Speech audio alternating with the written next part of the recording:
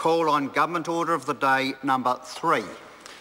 Drug and alcohol testing of community-based offenders and Bailees legislation bill. First reading. Speaker. The Honourable Peseta Sam Lotu-Iiga. Thank you, Mr Speaker. I move that the drug and alcohol testing of community-based offenders and Bailees legislation bill be now read a first time. I nominate the Law and Order Committee to consider the bill. Sir, the bill implements the government's intention to introduce drug and alcohol testing where drug and alcohol abstinence is a condition of bail, home detention or other community-based sentences and orders. We all know that the misuse of alcohol and drugs is a major driver of crime. Half of the offender population say they are under the influence of drugs or alcohol when they offend, and 60% of community offenders have an identified alcohol or drug dependency. This is something our government takes extremely seriously. We are committed to achieving the better public service goal of reducing reoffending by 25% by 2017. Corrections has expanded the number of alcohol and drug interventions that it offers.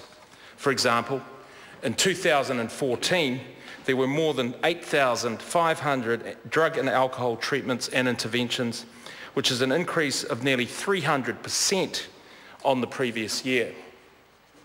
So this complements the police's Prevention First strategy, which has led to record low crime rates. But programs on their own are certainly not enough. Prevention strategies need effective tools to create the permanent lifestyle changes that offenders need to stop using alcohol and drugs. They must be deterred from using these triggers that lead to reoffending when they are in the community.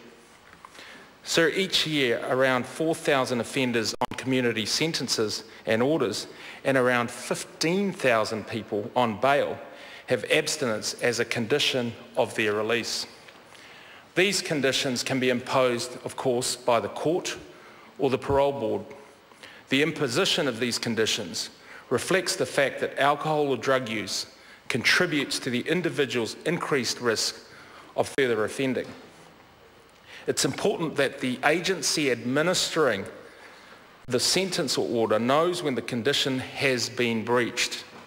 Compliance with these conditions improves public safety and security.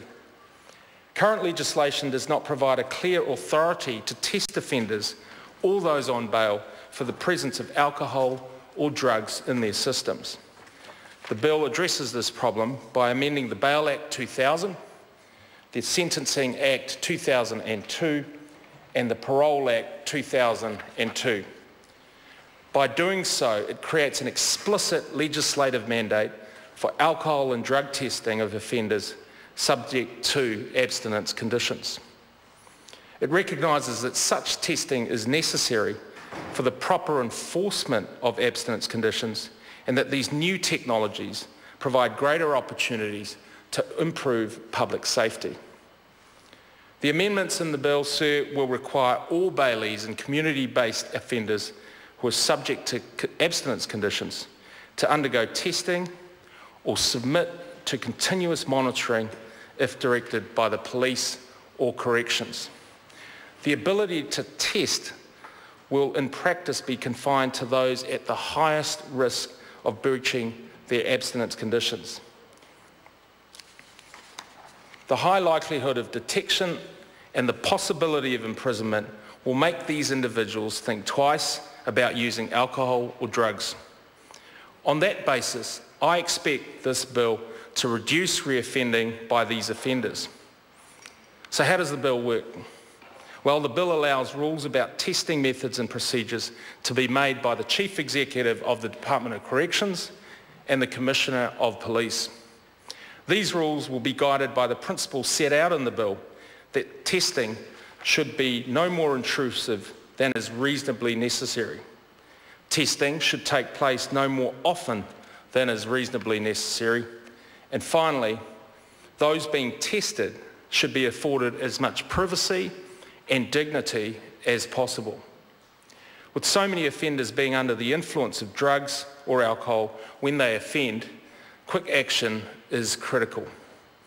This bill will ensure that corrections and police can respond to breaches rapidly and prevent serious reoffending before it occurs.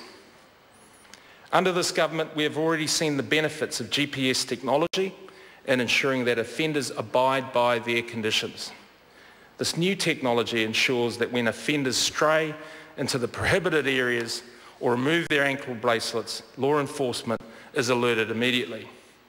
And this enables enforcement agencies to respond quickly.